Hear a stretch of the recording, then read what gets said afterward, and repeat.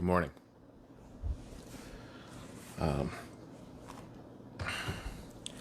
If you're wondering what the crap is going on, every morning or as many mornings as I can, Bob Benson. Good morning.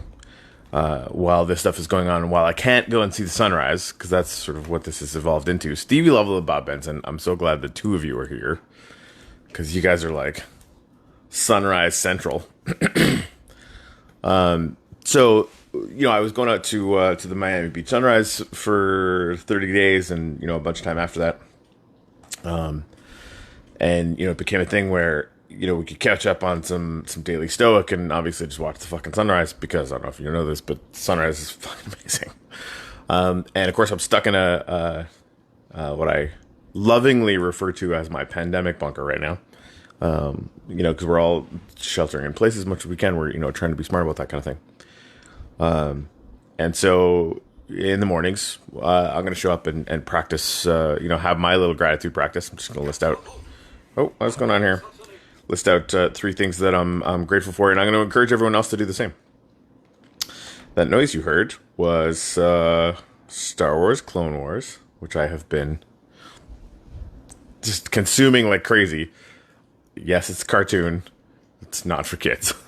I mean, it is for kids too, but it's really good. Anyway, so if you got a coffee, drink some of it. So that's fun.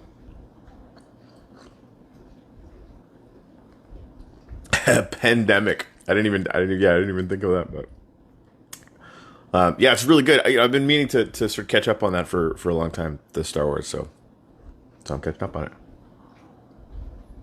Oh, that's good shit. In fact, I'm going to pour a little bit more of it. So, if you could, write down 3 things that you're grateful for in the comments. Big, small, sideways, doesn't matter. He drinks coffee. Yes, he does. Yes, he does. Oh, and I finally started doing a little workout out in the backyard yesterday. Did that again this morning. So I am now ridiculously out of shape. But we're solving it. So that's fun. So for me, that's actually the fact that I just can. I'm not sick right now. Yeah, James, I totally will. There's a lot of people that are homeless that are feeling even more fear and insecurity than normal, and I'm just not that, right? I miss my wife, who I'm a huge fan of. Sort of life has been disrupted, but like I'm still fine, right? I'm fine enough that I can go and work out. I'm fine enough that I can decide to do the right things around my own health. I can start to work on getting as strong as humanly possible because in all likelihood I am going to get this thing at some point, right? Statistically speaking, there's probably a good 35% chance that no matter what I do, eventually I'm going to get it. So, I'm grateful that I have that capacity, and I'm not going to go hungry. In fact, I can pick healthy food if I want to, like that.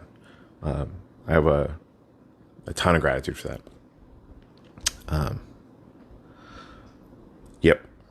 And I haven't expressed gratitude for this in a while, but technology, man. I mean, if it was even 20 years ago, we would all be far less connected than we are now. That's kind of always been the argument that I've made around, the cell phones sort of limiting the amount that we're connected. It's not. It's increasing it dramatically, right? It's a different kind of connection, and we don't want to let the person-to-person kind of connection ability atrophy. But yeah. Thank you guys for joining me for this, just as an example, right? And we do the shows, and we do the podcasts, and we do all that other stuff, whatever. But, yeah.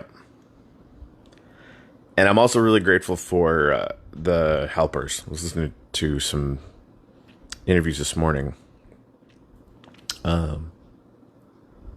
where nurses and people that are having to work in hospitals in New York and other places are having to work with personal protection gear that, is basically just made up, like just cloth and like just shit that doesn't work, right? And this one lady was like, if you look at the people in Italy, they have PPE that is awesome, and they're still getting sick and they're still dying. So I know there's a lot of really smart people working on that. Almost none of it is going to come from the federal government. I'm just convinced of that now. They're doing nothing but getting in the way. So I'm grateful for anyone who is in that situation and going to work anyway, because fucking hell, you're a badass. Like, that's like fucking intense. Anyway, so just to back up a little bit, there's 11 people watching this right now. Greg and Jack, thank you guys very much for throwing that in. I urge everyone with as much intensity as humanly possible, if you're here, write down 3 things you're grateful for in the comments. If you want to write them down somewhere else, write them down somewhere else. But let us know you did it, right? This first coffee thing is about practice. And we usually get like 65% of people that actually do it. But it's really, it's important. So I just want to ask you to do the work and get it done. It doesn't have to be big things. It could be totally little things, whatever. But write 3 things you're grateful for down in the comments. In fact, Popeye, what's going on, man? I'm going to go back up here and see if I can find some. Yeah, James, I saw your PM come through. I'll take a look at it in a little bit. G-Money, grateful my daughter Casey's back in touch with me. That's good. Kindness wherever I find it right now, my friends who are paying attention. Jack, I'm so grateful for all the people on the front line, besides the obvious hospitals, etc., but to check out people at Publix, food deliveries, etc. The list goes on and on. Really, really good ad there, Jack. Yeah, they're legit. Yeah, Casey, good point. In China, the healthcare providers were wearing full hazmat suits and still getting sick. That's fucking crazy. Ben Harvey, thanks, man. Whoa. Safety, friends, and essentials, including coffee. Speaking of which, that's a really good point. I really like coffee. Good morning, everybody. We got 13 people here now. Again, would love to see literally everybody just write a really, really simple list. I mean, and it doesn't have to be. You can make it complicated if you want. Of 3 things that you're grateful for, such as time. Boil it down is very important and quite possibly the most valuable thing that we have. Family and coffee. There's a theme. Yeah, it's good shit. Nice. Fred said he's grateful that his podcast is growing. I kind of had a feeling that it would there, buddy. I have enough food and my cat loves me. Those are good things. Health, family, business. Awesome, Popeye. Yeah, internet's good stuff. All right, so thanks again for as people come in. If you haven't written down 3 things you're grateful for yet, just fucking do it. And now I'm gonna read some Daily Stoic, and we'll see you on the other side. Okay, except that I'm gonna take another sip of coffee here in a minute. That shit's good.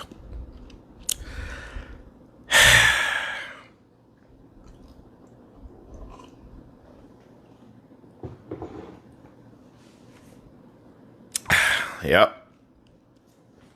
It's good stuff. All right, so we're up to March 19th. Yeah, James, for sure. Oh, shit, Maria. Grateful that my son is okay after testing positive for COVID. He was sick for 3 days and recovered. Oh, man, that's such good news. Maria, I hope it doesn't do that secondary thing where it gets worse later on. Please make sure that, I'm sure he is, but make sure he's keeping an eye on all of his symptoms aggressively, because that second week thing can sometimes come back to bite people. Morning, Dream. Good night, James. So timeless wisdom. For there are 2 rules to keep at the ready: that there is nothing good or bad outside my own reasoned choice, and that we shouldn't try to lead events, but to follow them. Man, somebody should duct tape that to the inside of a particular human's head.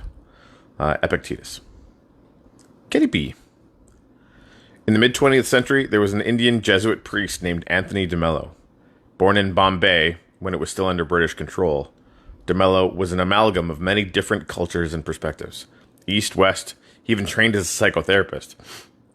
It's interesting when one sees timeless wisdom develop across schools, across epochs and ideas. Here's a quote from de Mello's book, The Way to Love, that sounds almost exactly like Epictetus. The cause of my irritation is not in this person, but in me. Remember, each individual has a choice. You are always the one in control. The cause of irritation or our notion that something is bad, that comes from us, from our labels or our expectations. Just as easily, we can change those labels, we can change our entitlement, and decide to accept and love what's happening around us. And this wisdom has been repeated and independently discovered in every century and every country since time began. March 20th. Ready and at home. This is probably going to hit close to the bone. I may wish to be free from torture, but if the time comes for me to endure it, I'll wish to bear it courageously with bravery and honor. Wouldn't I prefer not to fall into war? But if war does befall me, I'll wish to carry nobly the wounds, starvation, and other necessities of war. Neither am I so crazy as to desire illness, but if I must suffer illness, I'll wish to do nothing rash or dishonorable. The point is not to wish for these adversities, but for the virtue that makes adversities bearable. Seneca.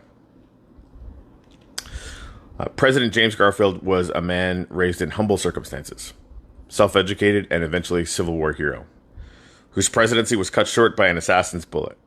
In his brief time in office, he faced a bitterly divided country as well as a bitterly and internally divided Republican Party. During one fight which challenged the very authority of his office, he stood firm, telling an advisor, "Of course I deprecate war, but if it is brought to my door, the bringer will find me at home."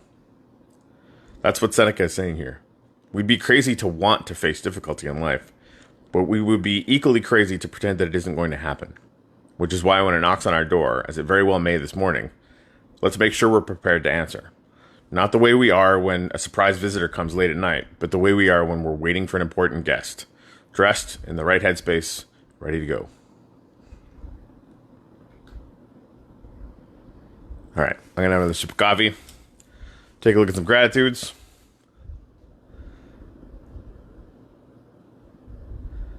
By the way, thank you guys very much for playing along. I appreciate it.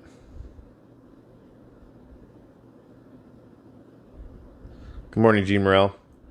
Coffee, clean air, and cannabis. Damn. I'm telling you, if I had microdosable psilocybin in that little nasal spray that I've heard about, that's sort of, I can't with the cannabis, but I appreciate it for everyone else. Casey said, hold up in the compound out here in the wilds of rural Midwestern Pennsville. That's upsetting. Where not much of daily life has changed, even though everything has changed. Well, that's kind of good and good. Good morning, Tony. Health so far, our supportive community, and the dogs. Yeah, I got one right over here. Yeah, Ben, be prepared yet not fearful. And even if you are fearful, just be prepared. So that's a thing. All right, well.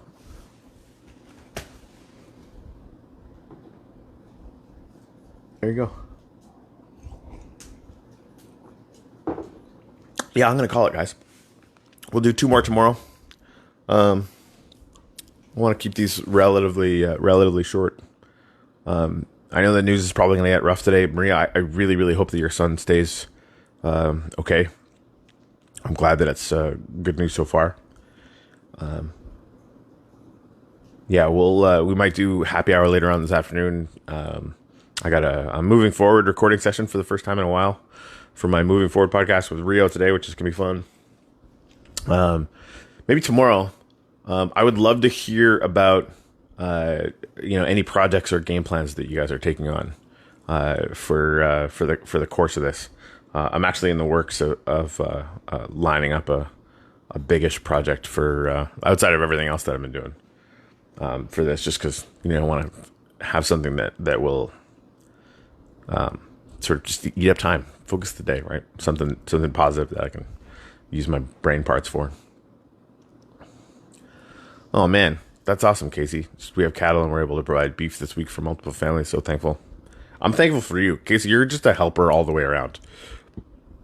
I mean, just I know you guys, some of you know her, but she lives up in Pennsville, Indiana, if I'm not mistaken, and started, watching our shows. It's funny too. Like I can't call the people that watch our shows like fans of like hashtag coffee or anything like that, because they're part of it. Like it's a weird family thing, right? Like it's 20 to 40 people that have really become part of that community. And Casey has done help in Pasco County more than basically anyone else that is part of that community in the last couple of years. It's just really, really grateful that we connected. However the fuck that happened, I don't even know. Anyway, cheers, guys. We'll see you on the flip side. If you can, go express gratitude to somebody in like a private message. You'll brighten their day and it will strengthen you further.